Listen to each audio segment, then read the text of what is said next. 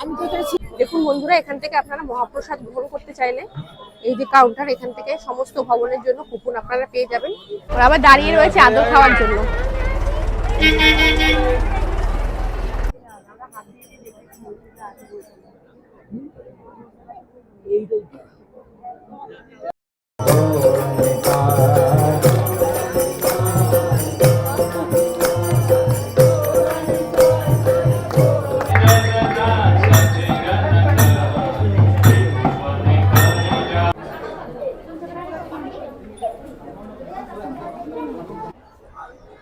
এই হচ্ছে main gate, এখান থেকে আমাদের এন্ট্রি করতে হবে চন্দ্রদয় মন্দিরে যাওয়ার জন্য।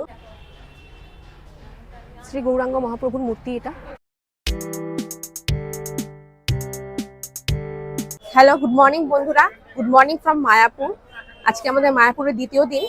আমরা মায়াপুরে কালকে এসেছি দুপুরবেলা, তো কাল রাতটা স্টে করেছি গদা ভবনে। মায়াপুরের যে মেন গেটটা এখন তার সামনে আমরা এসেছি, তো চলুন আমরা মেন গেটটা দিয়ে ভেতরে প্রবেশ করি আর আপনাদের সমস্ত কিছু দেখাই ভেতরে কোথায় কি রয়েছে। আসুন, এই হচ্ছে মেন গেট, এখান থেকে আমাদের এন্ট্রি করতে হবে চন্দ্রদয় মন্দিরে যাওয়ার জন্য ভগবান শ্রীকৃষ্ণের কাছে। তো এখন আমরা প্রবেশ করব। এই হচ্ছে আমাদের ভবিষ্যৎ মন্দির। ভবিষ্যৎ মন্দির এই মেন গেট দিয়ে ঢুকেই রয়েছে, আর একটু দূরে রয়েছে চন্দ্রদয় মন্দির। চলুন আপনাদের আস্তে আস্তে পুরোটা ঘুরে দেখাই। আমি তো এখানে ছিলাম, আমাকে ডেকে নিয়ে আসি।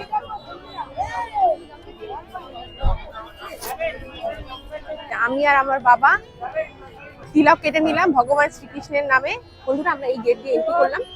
এন্ট্রি করে এখানেই ঢুকে ডান দিকে অনেক মার্কেট রয়েছে। এই হচ্ছে আমরা এন্ট্রি করলাম, এন্ট্রি করেই সামনে এই ভবিষ্যৎ মন্দির ইসকনের। আর এই পাশে ঢুকেই এন্ট্রি করেই ডান দিকে রয়েছে এনকোয়ারি বুথ। আপনারা যদি কোনো কিছু জানার থাকে ইসকন সম্বন্ধে কোথায় কি রয়েছে, তাহলে আপনারা এখানে এনকোয়ারি করতে পারেন। আর মহাপ্রসাদ ভোগের কুপনও আপনারা এখান থেকে কালেক্ট করতে পারেন।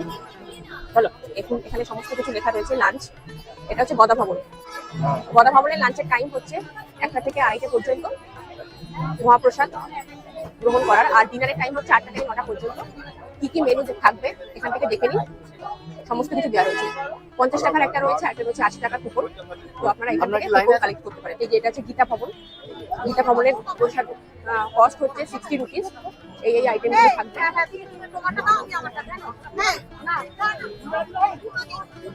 এইটা একটা রয়েছে, এটা হচ্ছে সুলভ প্রসাদাম হল। এখানে এটা খাওয়ানো হবে এই প্রসাদটা। এই টাইম হচ্ছে 12টা থেকে 4টে, 40 টাকা প্রসাদ মূল্য। আর এই আইটেমগুলো থাকবে। তো এইখানে বিভিন্ন ভবনগুলোর মহাপ্রসাদ খাওয়ার কুপন আপনারা এখান থেকে কালেক্ট করতে পারবেন। লাঞ্চ বা ডিনার যাই হোক না কেন এখান থেকে নিতে পারবেন। আর যদি আপনারা মনে করেন না নির্দিষ্ট ভবনে গিয়ে আপনারা কুপন কাটবেন, তাহলে সেটাও করতে পারেন। তবে এই কুপনগুলো কাটার জন্য একটি নির্দিষ্ট টাইম থাকে। আপনাদের দুপুর 12টার মধ্যে আসতে হবে, তাহলে আপনারা বিভিন্ন ভবনের জন্য বিভিন্ন কুপন আপনারা সংগ্রহ করতে পারবেন। আচ্ছা, এর পাশে এবার বাদিকে দেখুন, ননস্টপ হরিনাম সংকীর্তন হয় এই জায়গায়। 1972 সালে শ্রীলা প্রভুপাদ এই ভজন কুটিরের নির্মাণ করেছিলেন। কথিত আছে যে ইসকন সংস্থার সূচনা হয়েছিল এই ভজন কুটির থেকেই। প্রথমে এই ভজন কুটির ছিল ইসকনের মেন হেডকোয়ার্টার। 24 ঘন্টা ধরে এই ভজন কুটিরে হরিনাম সংকীর্তন হয়ে থাকে।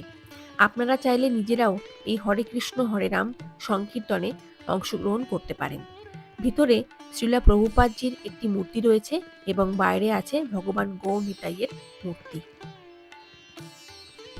ভিতরে যেহেতু ক্যামেরার অ্যালাউ নেই, তাই এই পুরোটা আপনাদের বাইরে থেকেই দেখাতে হলো।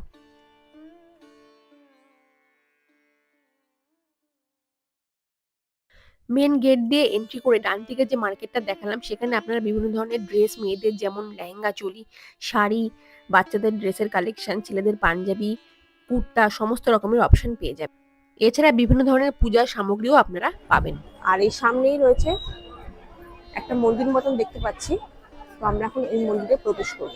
চলুন বন্ধুরা, আমরা এখন এই মন্দিরটা একটু ভিজিট করে দেখি ভেতরে কি আছে দেখার। আসুন।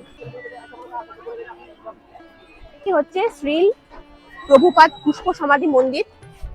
এই মন্দিরটা একটু দেখিয়ে দাও। এটা হচ্ছে শ্রী প্রভুপাদজির পুষ্প সমাধি মন্দির। আমরা এই মন্দিরে এখন প্রবেশ করব। প্রবেশ করার পথ হচ্ছে এই দিকে, আমরা এখন এই পথ দিয়ে প্রবেশ করব। তো আসুন বন্ধুরা, আপনাদের একটু ঘুরে দেখাই। দেখুন এখানে পুরো মন্দিরটা দেখা যাচ্ছে। এখানে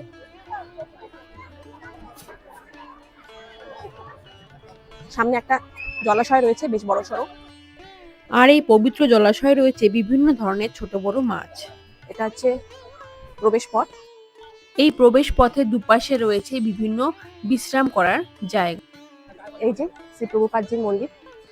আমরা এখন প্রবেশ করব মন্দিরের ভেতরে। যেহেতু ক্যামেরা অ্যালাউ নেই, আপনাদের কিছুই দেখাতে পারবো না, তবে এসে ডিটেলস আপনাদের সমস্ত কিছুই জানাবো। তো আমরা এখন মন্দিরে প্রবেশ করি, এসে আপনাদের সাথে আবার কথা হচ্ছে।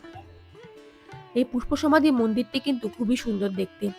এই মন্দিরের টাইমিং হলো ভোর 4টে থেকে দুপুর 1টা পর্যন্ত এবং বিকাল 3টে থেকে রাত 8টা পর্যন্ত। 1996 সালে শ্রীল প্রভুপাদের এই পুষ্প সমাধি মন্দিরের ইনগরেশন হয়েছিল ইসকন দ্বারা।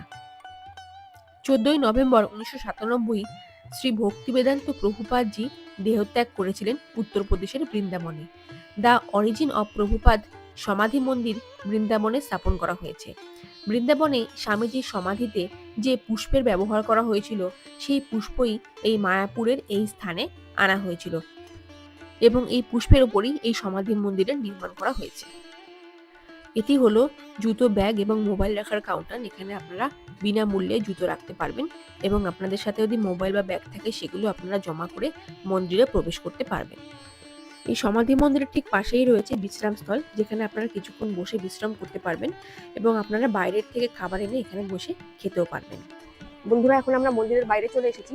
এই যে এক্সিট, এখান দিয়ে আমরা এক্সিট করে ফোন নিয়ে নিয়েছি। আর এখানে দেখুন সমস্ত ডিটেলস দেওয়া রয়েছে এই মন্দিরে কখন কি আরতি হয়, সেটা আপনারা একটুখানি স্ক্রিনে একটু ফলো করে নিন, ভিডিওটা পজ করে। তো আমরা এখন রাধা মাধব মন্দিরের দিকে যাব। দেখুন এটা হচ্ছে রাধা মাধব মন্দিরের এন্ট্রি। এখান থেকে আপনারা এন্ট্রি করবেন।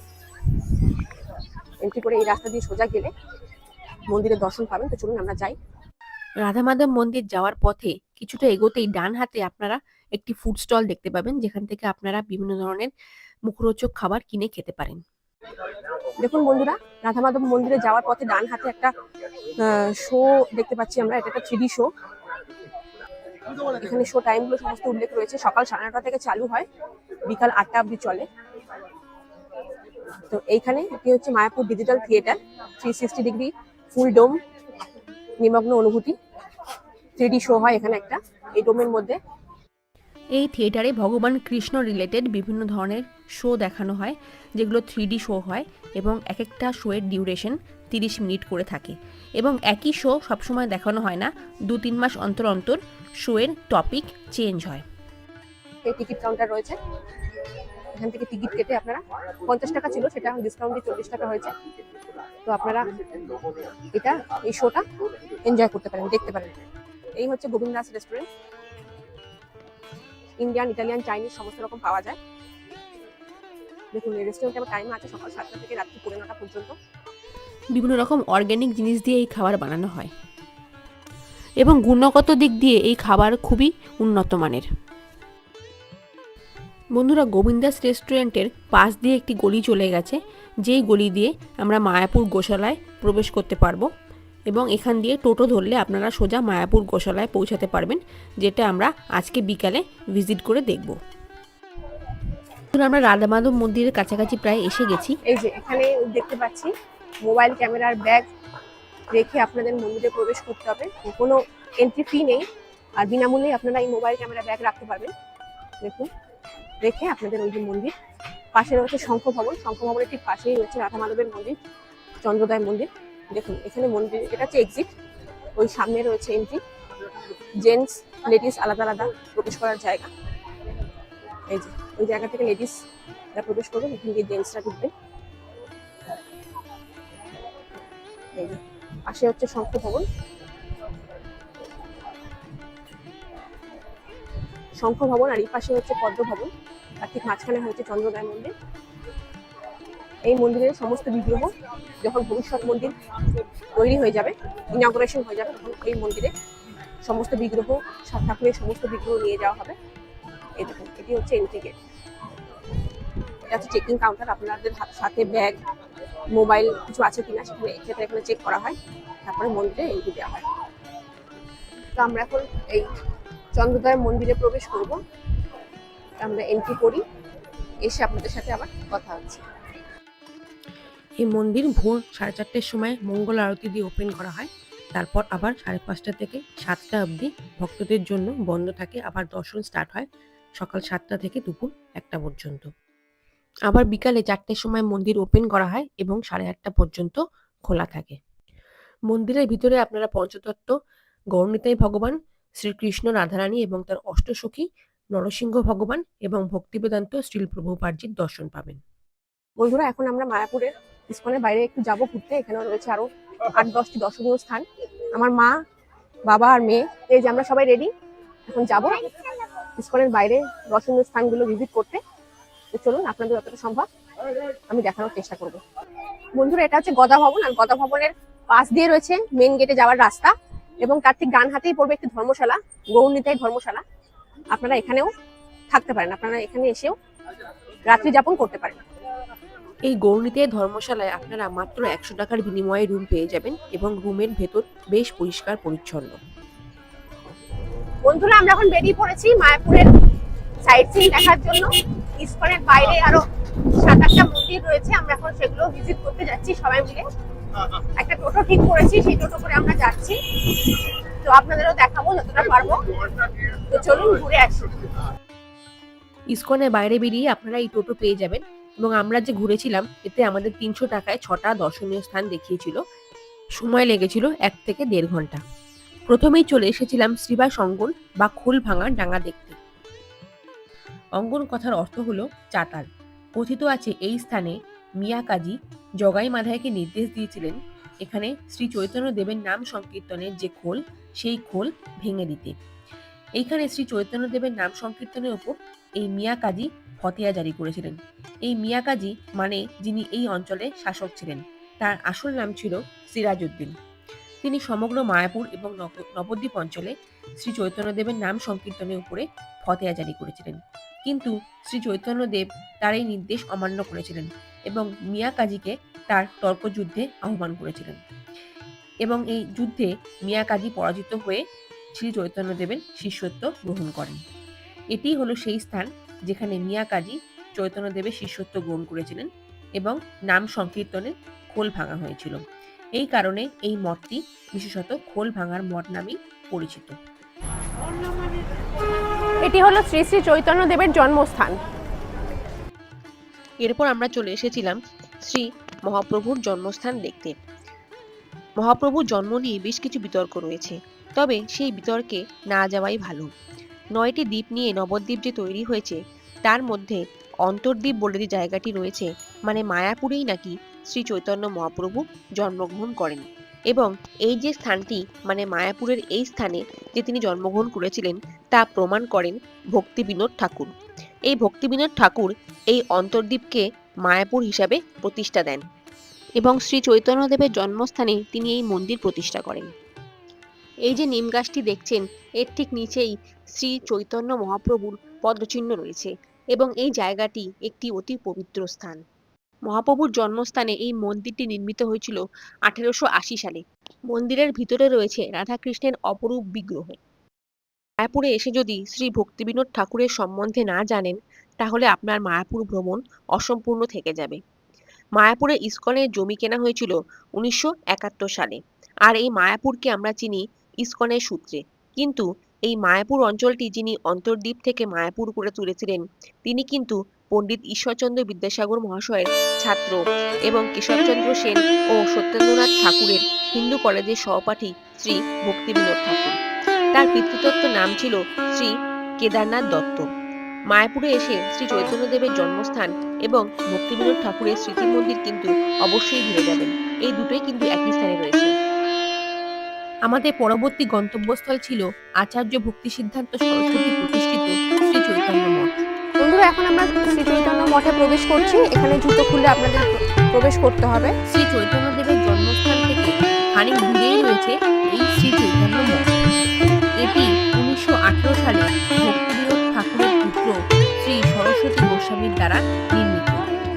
এখানেই রয়েছে শ্রী চৈতন্য মহাপ্রভুর মাসি বাড়ি, শ্রী রাধাকৃষ্ণ মন্দির, আচার্য ভক্তি সিদ্ধান্ত সরস্বতী গোস্বামী এবং তার গুরুদেব শ্রীলা গৌরকিশোর দাস বাবাজির সমাধি মন্দির। পিছনে দুটো বড় বড় পুকুর রয়েছে, শ্যামকুণ্ড এবং রাধাকুণ্ড। এই পুকুর দুটোতেই রয়েছে প্রচুর মাছ। গৌরাঙ্গ মহাপ্রভুর এক করুণাময় মূর্তি, কি সুন্দর মূর্তিটা দেখুন। এটি হলো শ্রীলা প্রভুপাদের ভজন কুঠি এবং তার ঠিক পাশেই আছে শ্রী ভক্তি প্রাঙ্গণ জ্যোতি গোস্বামী মহারাজের সমাধি মন্দির। এটি হলো শ্রী চৈতন্য লীলা প্রদর্শনী মিউজিয়াম। এই মিউজিয়ামে ছোট্ট গৌরাঙ্গ কিশোরে বড় হয়ে উঠলেন এবং কিভাবে ধর্মপ্রচার করলেন তার সমস্ত কিছু বিভিন্ন ছবি এবং মূর্তির মাধ্যমে বোঝানো রয়েছে। এছাড়াও রয়েছে শ্রী চৈতন্য মহাপ্রভুর মেশো এবং মাসিমার দুটি বিগ্রহ।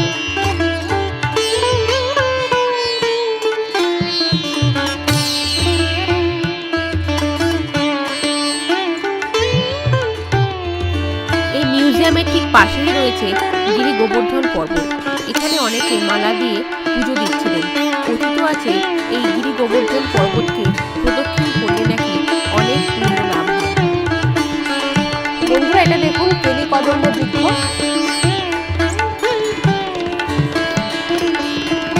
এই মঠের পরিবেশটি কিন্তু খুবই শান্ত এবং প্রচুর গাছ ও পাখিদের উপস্থিতি আপনারা এখানে লক্ষ্য করবেন। এবং একটা সুন্দর বাগানও করা আছে, সামনে দেখতে পাচ্ছি। এবং এই বাগানে রয়েছে অসংখ্য সুন্দর সুন্দর ফুলের গাছ। এরপর আমরা চলে এসেছিলাম ভক্ত চাটকাজির সমাধিস্থল দেখতে। এই চাটকাজি শ্রী চৈতন্যদেবের অত্যন্ত নিষ্ঠাবান একজন ভক্ত ছিলেন এবং তিনি ছিলেন সেই সময়কার ওখানকার ম্যাজিস্ট্রেট। এই চাটকাজির মৃত্যুর পর শ্রী চৈতন্যদেব নিজ হাতে তাকে এইখানে সমাধিস্থ করেছিলেন এবং তার সমাধির উপরে এই এত বড় গোলকচাপা গাছটি রোপণ করেছিলেন। তাই তোমার নাম যাতে জগতে অমর হয়ে থাকে, তার ব্যবস্থা হিসাবে তোমার মৃত্যুর পর আমি নিজে হাতে মাটি দিয়ে সমাধি দেব, আর সমাধির উপর একটা গোলক চাপা গাছ বসিয়ে যাব, যে গাছের ফুল সারা বছর ধরে আমার আশীর্বাদ স্বরূপ তোমার ওই সমাধিতে ঝরে পড়বে। এই সেই গোলক চাপা গাছ, যার বয়স বিগত দোল পূর্ণিমার দিন 524 বছরে পড়েছে। এই হচ্ছে এখানকার সংক্ষিপ্ত কাহিনী। এটা হলো রাজাপুর জগন্নাথ দেবের মন্দির। এখান থেকে ইস্কনে সেই রথের সময় রথ যায়। আমাদের শেষ দর্শনীয় স্থান হলো শ্রী শ্রী জগন্নাথ দেবের মন্দির।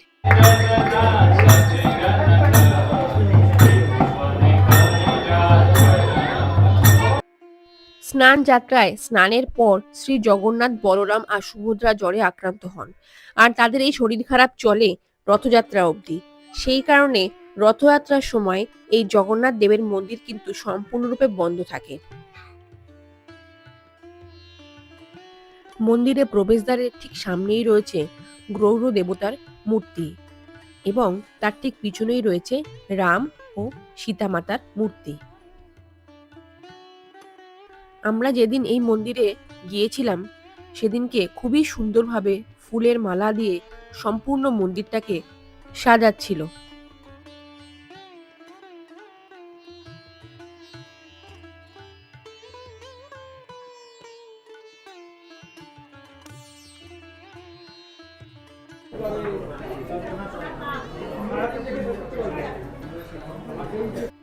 মেন মন্দির যেখানে জগন্নাথ, বলরাম এবং সুভদ্রা বিরাজ করছেন তার ঠিক সামনেই রয়েছে এই আচার্য ভক্তি বেদান্ত স্বামী প্রভুপাদের একটি অপূর্ব মূর্তি। রথযাত্রার সময় কিন্তু এই মন্দির সম্পূর্ণরূপে বন্ধ থাকে, তাই রথযাত্রাটা অ্যাভয়েড করে আপনারা আসার চেষ্টা করবেন। মন্দিরে এন্ট্রি করেই বাম দিকে নানান বিগ্রহের মাধ্যমে মন্দির নির্মাণের ইতিহাস খুব সুন্দরভাবে বর্ণিত রয়েছে।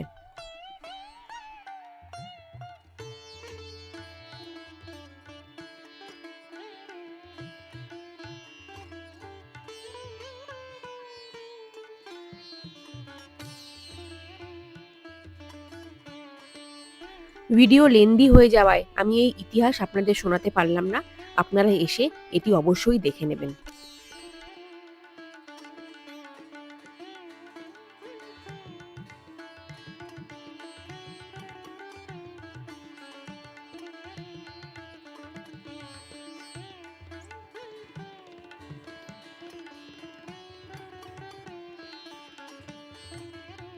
মেন মন্দির থেকে একটু পেছনের দিকে গেলেই এই ঝিলটি আপনারা দেখতে পাবেন এবং রথযাত্রার দিনে জগন্নাথ, বলরাম এবং সুভদ্রা দেবীর মূর্তি এনে এই ঝিলেই তাদের স্নান করানো হয়।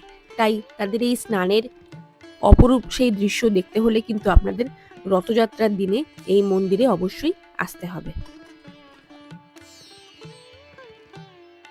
ঝিলের ওই পারে রয়েছে সীমন্তিনী দেবীর মূর্তি।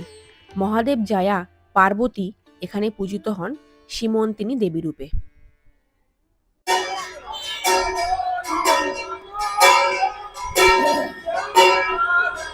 আমাদের শেষ দর্শনীয় স্থান ছিল শ্রী শ্রী গৌর সুন্দর শ্রী রাধা মদন মোহন মন্দির। আমরা যখন এই মন্দিরে এসে পৌঁছেছিলাম তখন বিগ্রহের ভোগ আরতি চলছিল। তাই আপনাদের জন্য একটি সাজেশন, আপনারা যদি মায়াপুরের এই সমস্ত দর্শনীয় স্থানগুলি ভিজিট করেন তাহলে অবশ্যই সকাল সকাল করে নেবেন, মানে দুপুর 12টার আগে সমস্ত কমপ্লিট করে নেবেন। তাহলে আপনারা সমস্ত দর্শনীয় স্থান খুবই ভালোভাবে ঘুরে দেখতে পারবেন।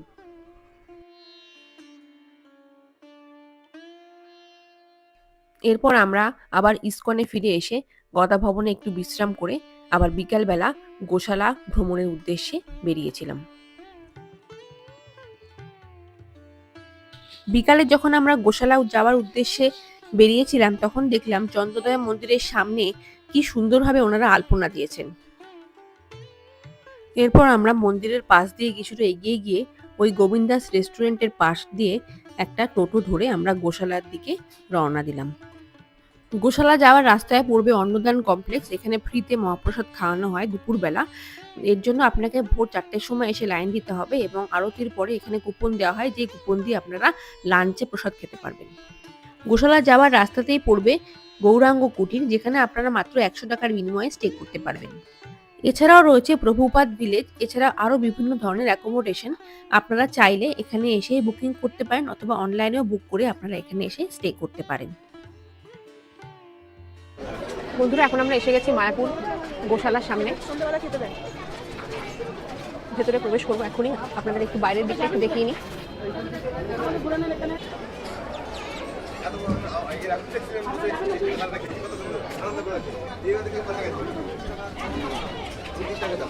দেখুন, এখানে বিভিন্ন ধরনের ঔষধিও পাওয়া যায় যেগুলো গোশালায় তৈরি হয়। এখানে সমস্ত ডিটেলস দেওয়া আছে, আপনারা দেখতে চাইলে ভিডিওটা পজ করে দেখতে পারেন। বিভিন্ন ধরনের ঔষধি এখানে পাওয়া যায় যেগুলো গরুর জিনিস থেকেই তৈরি হয়, মানে গরুর মল থেকে ধরুন বা গরুর ঘুঁটে থেকে ধনে জ্বালানোর জন্য বা হোমের জন্য, পূজা গঙ্গা জল পাওয়া যায় পূজা যজ্ঞের জন্য, হার্বাল টি পাওয়া যাচ্ছে এখানে, আমলকি। এছাড়া এইদিকেও আরও ধরনের ঔষধি, এটা ঔষধের নাম ও উপকারিতা, বিভিন্ন ধরনের ঔষধি এখানে পাওয়া যায়। তো আপনারা দেখতে চাইলে ভিডিওটা পজ করে দেখতে পারেন। এখানেও বিভিন্ন টি স্টল রয়েছে। এছাড়া আপনারা যদি বাড়ির জন্য ঘি নিতে চান এখান থেকে নিতে পারেন। এখানের ঘিয়ের কোয়ালিটি খুবই ভালো। এখানকার একজন প্রভুজি বলেছেন যে এখানের ঘিয়ের কোয়ালিটিও খুব ভালো। তো বাড়ির জন্য নিতে চাইলে আপনারা এখান থেকে কালেক্ট করতে পারেন।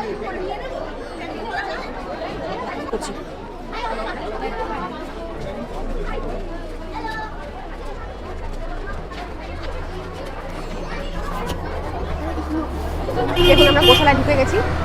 কত গরু রয়েছে এখানে, গরু, ষাঁড় সবাই রয়েছে।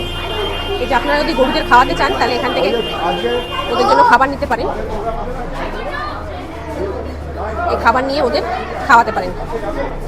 আর আপনারা যদি গরু সেবা করতে চান, দেখুন এখানে চার্ট করে দেওয়া আছে 1 ডে গো সেবা। দেখুন, এটা আপনাদের কোনো গরুকে যদি আপনারা গো সেবা দিতে চান তাহলে আপনারা দিতে পারেন। এখানে তার প্যাকেজ লেখা রয়েছে। দেখুন ষাঁড়টা কত বড়, শিংগুলো একবার দেখুন কত বড় বড়। এই পাশে দেখুন বন্ধুরা আরও রয়েছে গোমাতা, আরও অনেক গোমাতা রয়েছে, বাছুর রয়েছে।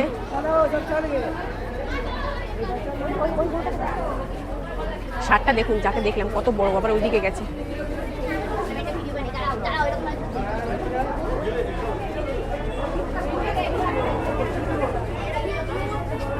এদিকে আরো গরুরা রয়েছে। আপনারা যদি ওদের খাবার দিতে চান খাওয়াতে পারেন ওদের আদর করে।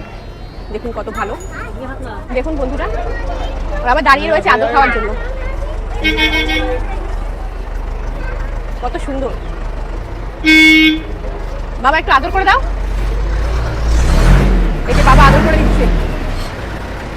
এই যে খাবার খাচ্ছে ওরা। দেখুন বন্ধুরা, ওরা এখন খেতে ব্যস্ত, খাচ্ছে এখন, আবার খেতে খেতে পোজও দিচ্ছে, ছবি তোলা হচ্ছে, পোজ দিচ্ছে। বন্ধুরা এখানে টোটাল 500টা গরু রয়েছে।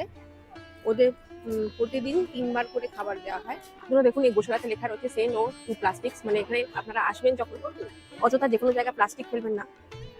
প্লাস্টিক এমনিতেই মারাত্মক জিনিস, তো যেখানে সেখানে প্লাস্টিক আপনারা ফেলবেন না। এরা প্রত্যেকেই অবলা জীব, এরা কিছু বোঝে না। প্লাস্টিক আপনারা এখানে ফেলবেন না, অযথা জায়গাটাকে নোংরা করবেন না। পরিবেশ পরিষ্কার রাখুন, পরিচ্ছন্ন রাখুন, সেটাই আমার বলার। এবার বাবা একটু গেছে যেখানকার ঘি যে পাওয়া যায় তার দাম কত একটু জিজ্ঞেস করতে। এখানে লেখাও রয়েছে ঘি 250 ml 180 টাকা, 500 ml 260 টাকা। এছাড়া আরো অনেক ধরনের জিনিস পাওয়া যায় এখানে। দাঁত মাজন, আমলকি, মধু 350 গ্রাম 160 টাকা।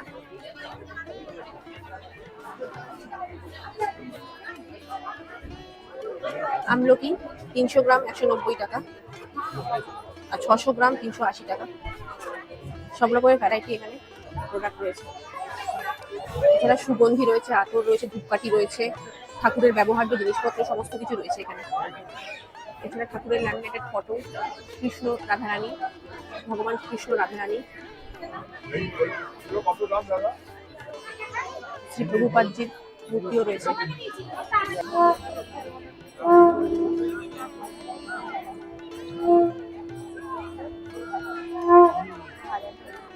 এরপর গোশালা থেকে ফেরার পথে চন্দ্রোদয় মন্দিরের সামনে আমরা দেখতে পাই দুটি পুষ্প সজ্জিত রথ। খুবই সুন্দর ছিল সেই দৃশ্য, যেখানে গৌরনিতাই ভগবান দুটি রথে চেপে সম্পূর্ণ ইস্কন পরিক্রমা করবেন বলে বসে রয়েছেন, এবং তাদের সারথি ছিল দুটি অত্যন্ত বলবান ষাঁড়।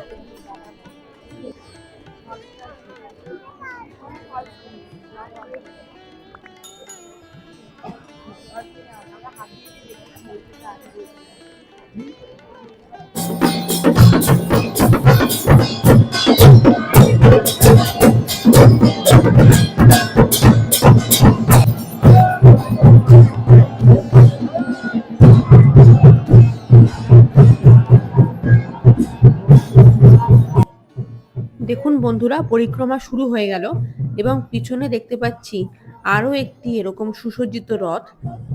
এই রথে রয়েছেন ভগবান শ্রীকৃষ্ণ এবং রাধারানী।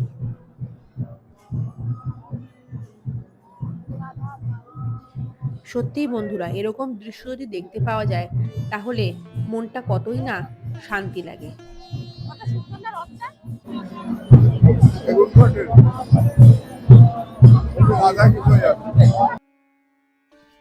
তারপর সেদিন রাতের মহাপ্রসাদ আমরা গদা ভবন থেকেই গ্রহণ করেছিলাম।